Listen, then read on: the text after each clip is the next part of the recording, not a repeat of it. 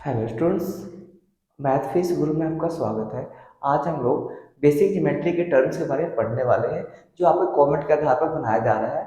अगर आपको किसी भी टॉपिक की वीडियो, स्पेसिफिक टॉपिक की वीडियो अगर आपको चाहिए तो आप मुझे कमेंट करके बता दें, तब मैं उस टॉपिक के ऊपर आपको वीडियो प्रोवाइड कर दूंगा। ओके, ये जो ज्योमेट्री है ऑल स्टूडेंट्स के लिए स्पेसिफिक है, तो सभी स्टूडेंट्स से पढ़ सकते हैं, जिसमें आपको ज्योमेट्री के स्पेसिफिक टर्म को डिफाइन करके समझाया जाएगा। और हम लोग ज्योमेट्री के बारे में नॉलेज लेते हैं। ज्योमेट्री है क्या? Geometry refers to a branch of mathematics which is focused on the measurement and relationship of lines. इसके बीच में रिलेशनशिप देता है लाइन का, एंगल्स का, सरफेस सरफेस जो प्लेन होता है सॉलिड जैसे क्यूब की बाइट के भी होती है, एंड पॉइंट्स का ये रिलेशनशिप देता है और ये मेजर करता है। कौन? ज्योमेट्री में। ज्योमेट्री के फादर कौन है? फादर ऑफ ज्योमेट्री यूक्लिड है। तो पॉइंट के बारे में नॉलेज देते हैं। पॉइंट क्या होता है? एक जो पॉइंट होता है, एक डॉट को हम लोग पॉइंट बोलते हैं। एक point is an exact location. इसका एक एग्जैक्ट लोकेशन होता है, बस इसमें ना लेंथ होती है, ना ब्रेथ होती है, ना हाइट होती है। एक एग्जैक्ट लोकेशन होता है। एक point is an exact location, no length, no breath, no height. Okay, तो a fine dot represents a point. Here P is a point. It is denoted by capital letter. Normally इसे capital letter से हम लोग लिखते हैं। यहाँ पे P से नोट किया गया, A B and C extra. Okay, अब लाइन सेगमेंट क्या होता है? लाइन सेगमेंट जो दो पॉइंट के बीच का एक स्ट्रेट पाथ होता है। इसके बीच की जो लेंथ होती है इसको हम क्या बोलते हैं? लाइन बोलते हैं, लाइन सेगमेंट बोलते हैं। दो पॉइंट के बीच का जो लेंथ होता है उसके हम क्या बोलते हैं? लाइन बोलते हैं। The straight path between two points A and B is called line segment, A B. Okay, the straight path between two points, the straight path between two points is called line segment. इसके दोनों point क्या होते हैं? Fix होते हैं line segment के। रे किसे कहते हैं?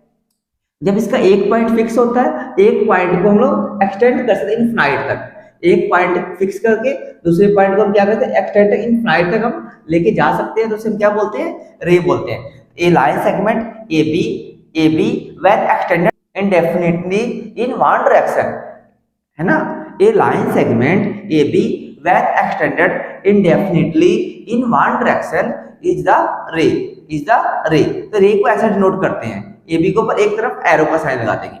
लाइन क्या होता है? अब यहाँ पे देखो, लाइन सेगमेंट को दोनों तरफ आप एक्सटेंड कर सकते हैं। यहाँ पे दोनों तरफ बोथ साइड आप एक्सटेंड कर सकते हैं, उसे क्या बोलते हैं? लाइन बोलते हैं। Okay, a line segment A B when extended indefinitely in both direction, इसमें एक डायरेक्शन में, इसमें बोथ डायरेक्शन में, तो हम क्या बोलते हैं? लाइन बोलते हैं। लाइन को हम दोनों तरफ एरो का साइन लगा देंगे। ओके, आपको क्लियर हो गया होगा ये लाइन क्या होती है, लाइन सेगमेंट क्या होती है, रे क्या होता है और पॉइंट क्या होता है। Note down. हम लोग कोलिनियर पॉइंट के बारे में पढ़ते हैं। कोलिनियर पॉइंट क्या होते हैं? नाम से ही पता है, कोलिनियर मतलब एक ही लाइन के ऊपर कितने, एक ही लाइन के ऊपर सभी पॉइंट होते हैं, उसे कोलिनियर पॉइंट कहते हैं। 3 or more than 3 points are said to be collinear if there is a line, एक ही लाइन को, which contains them all, वे सभी क्या होने चाहिए? एक ही लाइन पे होने चाहिए। ओके, उसे हम कोलिनियर पॉइंट कहते हैं। तो यहाँ ए बी से एक कोलिनियर पॉइंट है। इंटरसेक्टिंग लाइन क्या होते हैं? इंटरसेक्टिंग, तो आपको पता है इंटरसेक्टिंग मतलब क्रॉस करने चाहिए। इसका एक कॉमन पॉइंट होता है, इसका एक कॉमन पॉइंट है, उसे हम क्या बोलते हैं? Intersecting line. Two lines having a common point are called intersecting line. यहाँ पे कॉमन पॉइंट क्या है? ओ है। ओके, ए और बी दोनों इंटरसेक्टिंग लाइन है, उसका कॉमन पॉइंट ओ है। ओके, पैरेलल लाइंस क्या होते हैं? अब ये इंटरसेक्ट कर रहे हैं तो इसे इंटरसेक्टिंग लाइन। पैरेलल लाइन, इसमें कोई इंटरसेक्ट नहीं होना चाहिए, बिल्कुल लेंथ इनकी सेम होनी चाहिए। Two and more than two lines are said to be parallel if they have no common point, कोई कॉमन पॉइंट नहीं होना चाहिए, उसे हम क्या बोलते हैं? पैरेलल लाइंस बोलते हैं। A B and P Q यहाँ पे क्या है? पैरेलल लाइंस है। एंगल किसे कहते हैं? एंगल, तो एंगल में क्या होना चाहिए?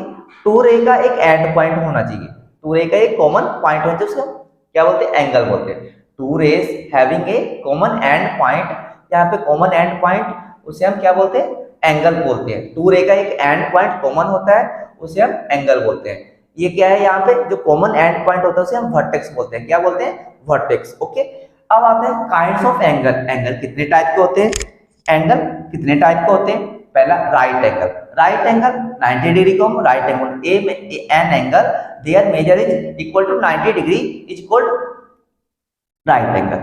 N angle their measure of 90 degree is called right angle. Acute, तो an angle their measure greater than 0 degree and less than 90 degree is called acute angle. यही सिंबल यूज करेंगे हम लोग। obtuse एंगल में क्या होता है, ग्रेटर देन 90 डिग्री और less than 180 degree. An angle their measure greater than 90 degree and less than 180 degree is called obtuse angle. Straight angle क्या होता है, तो an angle their measure is 180 degree is called straight angle. Reflex angle क्या होता है, an angle their measure is greater than 180 degree and less than 360 degree is called reflex angle. Okay, complete angle क्या होता है, an angle their measure is equal to 360 degree is called complete angle. तो आपको angle की knowledge हो गई होगी और ये लाइन पॉइंट्स आपको क्लियर हो गए होंगे। दो पैरेलल लाइंस को तीसरी ट्रांसवर्सल लाइन कट करती है तो क्या होते हैं कि कौन से एंगल इक्वल होते हैं, उसके बारे में हम पढ़ने जा रहे हैं। The pairs of corresponding angles are equal. क्या होते हैं, pairs of corresponding angles are equal. Corresponding angle equal होते हैं। कोरस्पोंडिंग एंगल कौन कौन से, 1, 5, 2, 6, 3, 7, 4, 8, ये कोरस्पोंडिंग एंगल्स है। ओके, कौन कौन, 2, 6, 1, 5, 3, 7, 4, 8, ये कोरस्पोंडिंग एंगल इक्वल होते हैं।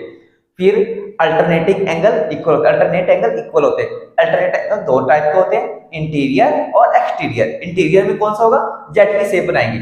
जेड की शेप 4, 6, 3 और ये 5 के साथ जेड की शेप बन रही है। एक्सटीरियर में कौन सा होगा, 1,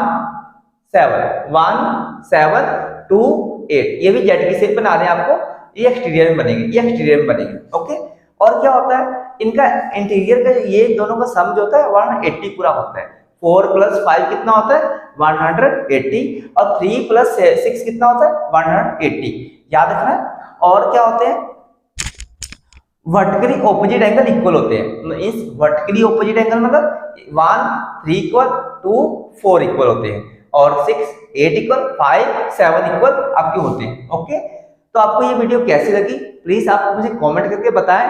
लाइक और शेयर और सब्सक्राइब करें ताकि मैं आपको और से और ज्यादा से ज्यादा वीडियो आपको प्रोवाइड कर सकूं। Thanks for watching.